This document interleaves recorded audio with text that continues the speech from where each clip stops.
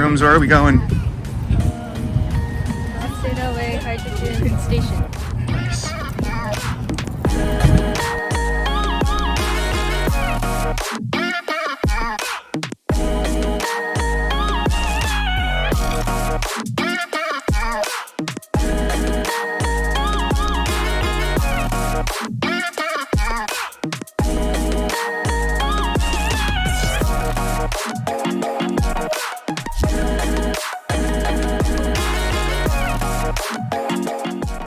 Why are we interested in hydrogen?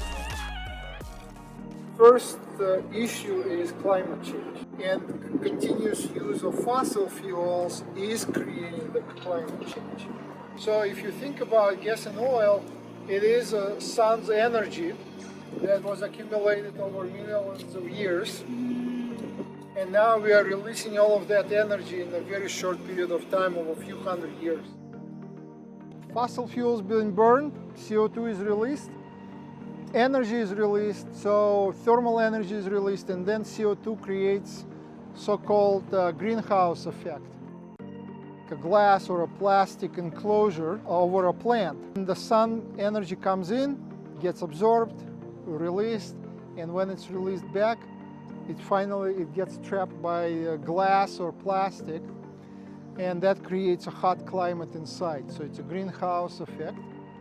And then CO2 does the same thing when Earth tries to cool off, send energy out. CO2 captures some of that energy being beamed out from Earth, it actually absorbs and emits it back to the Earth.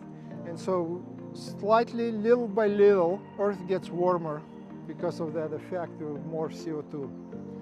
And we realized those effects early on, maybe 20, 30, 40, 50 years ago. And also the other problem we were realizing many years ago is dependence on fossil fuels. And fossil fuels are not infinite, they're finite. And fossil fuels are harder and harder to get. Third one was transportation, because when you burn fuels in transportation, we create pollution as well. And if you ever go and drive into the mountains and look back at Los Angeles, you will see a brown layer over Los Angeles. And that brown layer is smog. And Los Angeles is famous for the smog. So air quality is also a problem with transportation based on combustion. So as a scientist, we started looking at potential pathways. All of those kind of reasons make us think about hydrogen as a fuel for vehicles and transportation, and also as an energy carrier. So we can store energy, we can transport that energy, and we can use it for different processes. So hydrogen is pretty universal. Hydrogen station here is a part of the transportation pathway. So we need hydrogen stations for fueling vehicles, right? So it goes into cars. Our hydrogen station was built with a process called electrolysis. And electrolysis can take renewable electricity and then produce hydrogen from water. And it takes 9 kilograms of water, or like 3 gallons, or close to 3 gallons, to make 1 kilogram of hydrogen. When you use 1 kilogram of hydrogen in a fuel cell car, you can go 50 to 60 miles on 1 kilogram of hydrogen. So it's a good source of energy. At this point, I'd like to take you inside and show you the equipment and things. Well, welcome to CalStateLA Hydrogen Station Inside Tour. So we have a various equipment here, and I'm gonna try to share with you how it works together. Here is the electrolyzer. An electrolyzer has 3 sections: power, cooling, and water intake. So we need to take in clean water, and when clean water comes into electrolyzer, it makes sure that the water is super clean. Our cooling system is because when the electrolyzer runs, we need to reject some of the heat, and so the cooling system helps to reject heat, and you can see a big heat exchanger with a fan on top of this container, and so that's part of that cooling system to reject heat.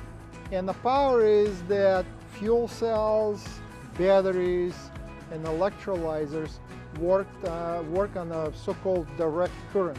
So the current just goes straight. But what we have in the grid is called alternating current.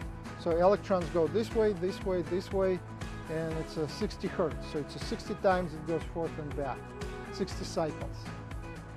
But we need a direct current.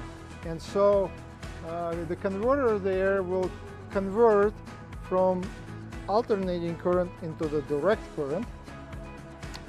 And that direct current will be going into the so-called electrolyzer stack.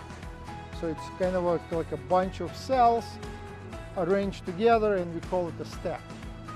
And that's where the magic happens, where electricity goes and works with water and splits water apart. As I said, we need 9 kilograms of water. We'll pull out 1 kilogram hydrogen and 8 kilograms of oxygen. When the electrolyzer runs, it releases oxygen.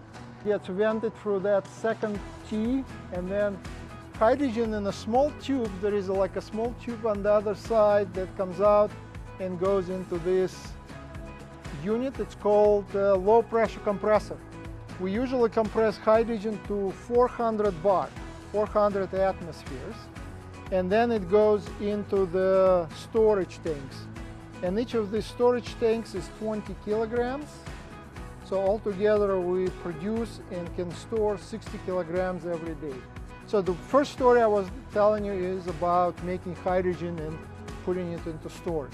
The second story is about fueling cars.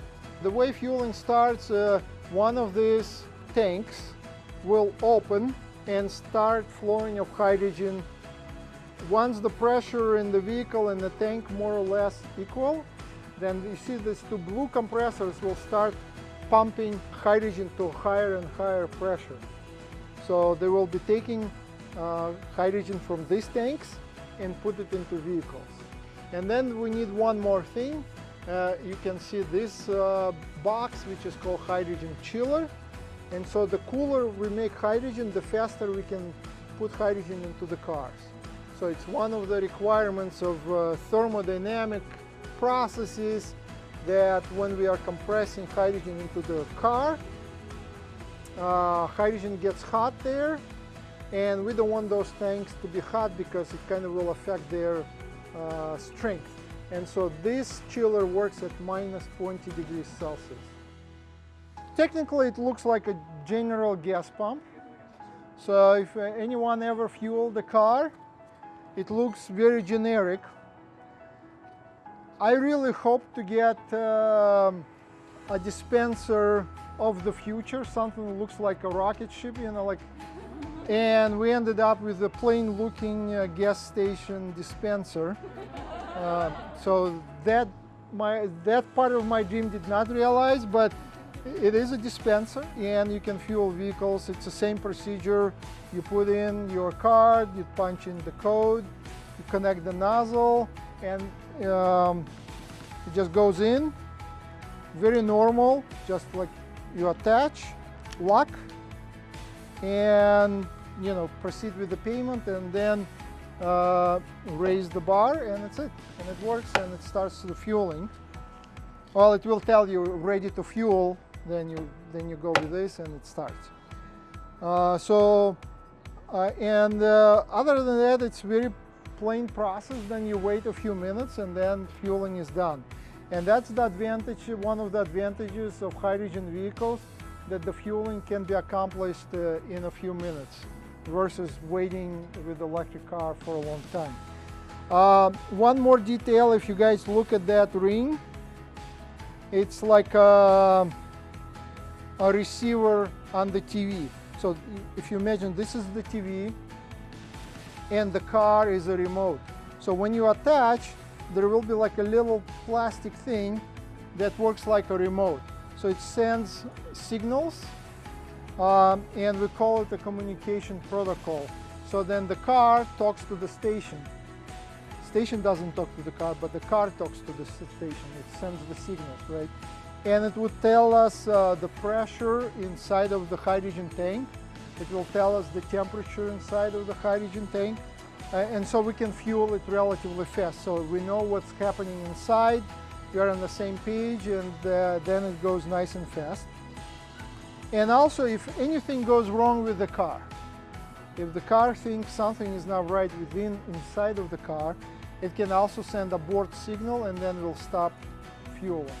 So there is this three functions. One is pressure, temperature, and abort if necessary. Other than that, then the fueling is done. You just apply here at this lever. Anyone can play with that if you want. And that's it. It's very easy, and then you just straight release. We place the rubber mat so that just in case if anyone drops, it would be less chance for this to break, right? So usually this would be a car, and so if anyone is clumsy and drops it, hopefully that gets survive. We usually fuel people, and that's why we have this pressure, and it tells us that the car came, and then we can come out and help with the fueling. So it was a service fuel, yeah.